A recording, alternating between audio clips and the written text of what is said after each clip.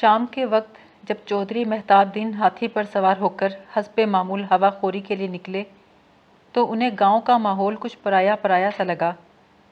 چھوٹے بچے جو ہاتھی کی سونڈ سے لٹکا کرتے تھے اور ہاتھی انہیں اٹھا کر چودھری کی گود میں ڈال دیتا تھا، آج کہیں نظر نہ آئے۔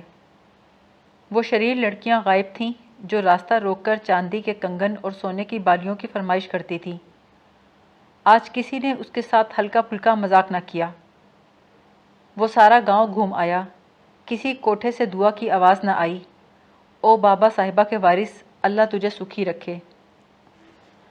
اس بے کیف سیر کے بعد جب چودھری صاحب گھر آئے تو معجوب اور شرمندہ سے تھے۔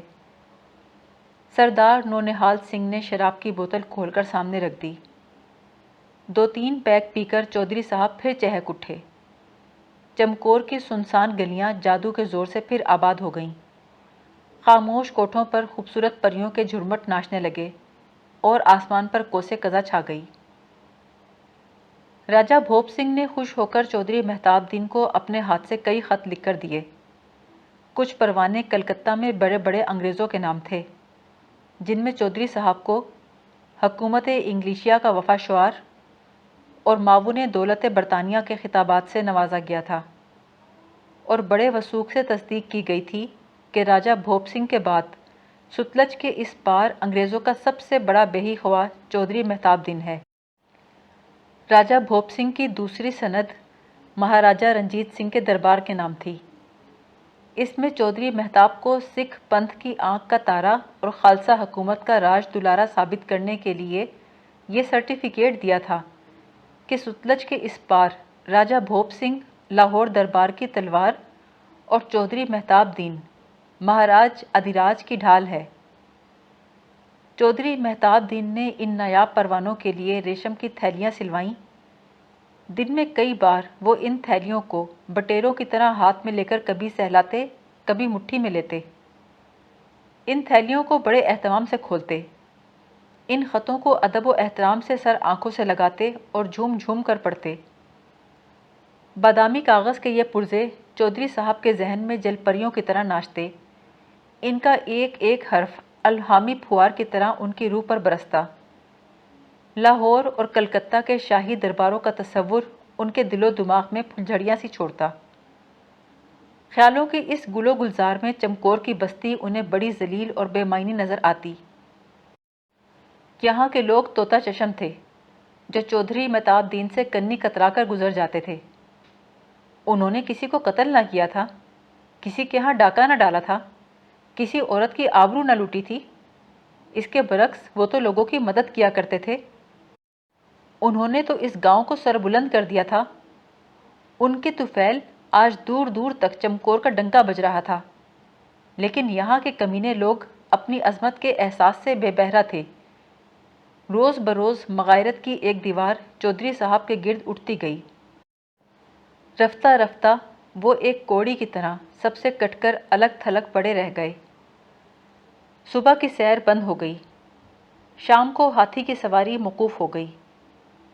دن بھر وہ حویلی میں بند رہتے تاکہ گاؤں والوں سے مٹ بھیڑ نہ ہو، جو آنکھیں چار ہوتے ہی منہ پھیر لیتے تھے۔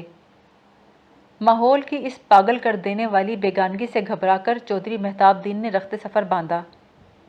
1 ہاتھی، 3 رتھ، 50 سوار اور بہت سے پیادوں کی جمعیت لے کر کلکتہ کا رخ کیا۔ جب چودھری مہتاب دین کی سواری روانہ ہوئی تو گویا طاعون کا چوہا گاؤں سے نکل گیا۔ لوگوں نے آنکھوں ہی آنکھوں میں ایک دوسرے کو مبارکباد دی۔ بچوں نے ازسر نو حویلی کے میدان میں گلی ڈنڈا کھیلنا شروع کر دیا۔ جوان لڑکیوں نے حسب معمول کوٹھوں پر بیٹھ کر بابا صاحبہ کے دوہے گانے شروع کر دیے، جن میں آئینہ تو عشق الہی کا تھا، لیکن عکس ان کے اپنے آرزوؤں اور سپنوں کا تھا۔ یہاں تک آ کر دادی اماں کی سینہ بسینہ روایات کا سلسلہ منقطع ہو جاتا۔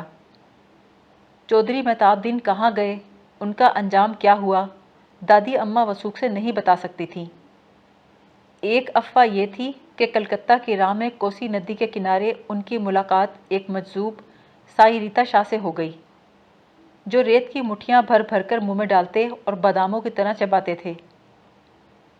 چودھری مہتاب دین نے اپنے لاؤ لشکر کو خیر بات کہا اور قلندروں کی وضع اختیار کر کے ریتا شاہ کی خدمت میں بیٹھ گئے۔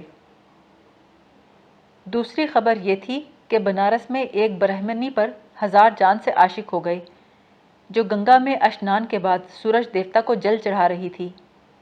اس عاشقی میں انہوں نے اپنے ابرو صاف کروا دیے اور ایک ہندو سوامی کا چیلا بن کر جوگ لے لیا۔ لیکن بڑے بوڑھوں نے اپنی انا کی حفاظت کے لیے یہ مفروضہ پال رکھا تھا کہ یہ سب پاپڑ بیلنے کے بعد چودھری صاحب لاہور داتا دربار میں گوشہ نشین ہو گئے اور چند سال بعد سکھوں کے خلاف کسی مارکے میں جہاد کرتے ہوئے جام شہادت نوش فرمایا۔ چنانچہ دادی اماں اپنی چادر پھیلا کر بڑی عقیدت سے دعا مانگا کرتی تھیں، اللہ چودھری مہتاب دین کو جنت نصیب کرے، وہ دین اور دنیا دونوں سے سرخرو ہوا اور اگلے جہان سدھارا۔ مجھے اس بات سے کوئی غرض نہ تھی کہ چودھری مہتاب دین میدان جہاد میں شہید ہوئے یا سائیں ریتا شاہ کے قدموں میں فوت ہوئے یا بنارس کی ہندو برہمنی کے جوگ میں سرخباش ہوئے۔ میرے دل و دماغ پر تو ان کے سماب صفت کردار نے ایسی گرفت جما لی تھی جیسے بڑے سائز کا مقناطیس لوہے چون کو اپنی کشش میں جکڑ لیتا ہے۔ میرے ذہن سے ہری ٹاکیز جموں کے گیٹ کیپر بننے اور ریلوے ٹرین کا گارڈ بننے کے خیالات کافور کی طرح اڑ گئے، اور چودھری مہتاب دین کے نقش قدم پر چلنے کی آرزو نے مجھے مگرمچھ کی طرح نگل لیا۔ عجیب و غریب خواہشات کی اس دلدل سے مجھے کرم بخش نے نکالا۔ کرم بخش بچپن سے دادی اماں کا ملازم تھا۔ اس کی عمر 70 برس سے اوپر تھی، لیکن وہ دن رات تنومند بیل کی طرح بے تکان کام کرتا تھا۔ اس کا بدن کیکر کی طرح سخت اور کرخت تھا، لیکن اس کا دل بڑا گداز تھا۔ کہنے کو وہ ان پڑھ اور جاہل تھا، لیکن زلیخا یوسف کے قصے کی کتاب ہاتھ میں الٹی پکڑ کر صحیح ترتیب سے ساری نظم کے اشعار سنا دیتا۔ کبھی کبھی چودھری مہتاب دین کے قصے سنا کر جب دادی اماں بابا شہاب الدین کے دوہے الاپنے لگتیں تو کرم بخش پاس بیٹھ کر ہمیں ان کا مطلب سمجھایا کرتا اور کہیں کہیں بابا صاحب کے کلام میں حسب ضرورت اصلاح بھی دیتا رہتا۔ بابا شہاب الدین کے دوہوں کا رنگ کچھ اس طرح کا ہوتا تھا: او میرے یار، میں نے آج تک تیرے باغ میں قدم نہیں رکھا، میں کیا جانوں تیرے پھول پیلے ہیں یا سرخ یا سفید؟ جو تیرا رنگ ہے وہی میرا رنگ ہے، میں تو تیرے باغ میں آنکھوں کے بل جاؤں گی۔ او میرے یار، تیرے دامن کو میں نے کبھی نہیں چھوا، میں تو تیرے خیال کے دامن کو چھو نہ سکی۔ تیرا دامن بادلوں سے پرے ستاروں سے اونچا ہے، تیرا خیال تجھ سے زیادہ تابناک ہے، کیونکہ اس کو میں اپنے ہاتھوں سے سجاتی ہوں۔ او میرے یار، رات کی خلوت میں نے تجھ کو لمحے بھر کے لیے پا ہی لیا، اب میری سہیلیاں تانا دیتی ہیں کہ یہ محض خواب تھا۔ ایسے خواب پر ہزاروں بیداریاں قربان، میں تو اسی کے انتظار میں پڑی سوتی ہوں۔ او میرے یار، دیکھ، میں نے تیرے رخ پر اپنے تصور کا حجاب ڈال رکھا ہے، اگر میں تصور کی آنکھ ذرا بند کر لوں تو ساری دنیا تجھے بے نقاب دیکھ لے گی۔ او میرے یار، تو احد ہے، تو صمد ہے، تو ابد ہے، تو ازل ہے، شکر کر تو میری گلی کا البیلا جوان نہیں، ورنہ میں تجھے خوب ستاتی، ترساتی، تڑپاتی، تجھے بڑی آزمائشوں میں ڈالتی، سارا دن اپنے دروازے کی اونٹ سے جھانک جھانک کر تیرا تماشا دیکھا کرتی۔ او میرے یار، تو عزیز ہے، تو حفیظ ہے، تو کریم ہے، تو حلیم ہے، تو وہاب ہے، تو ستار ہے، تو تواب ہے، تو غفار ہے، شکر کر تو ہمارے کھیت کا راکھا نہیں، ورنہ میں روز تجھے چوری چوری ملنے آیا کرتی۔ تو رکھوالی کر ہی نہ سکتا، سارے کھیت کو چڑیاں چگ جاتی۔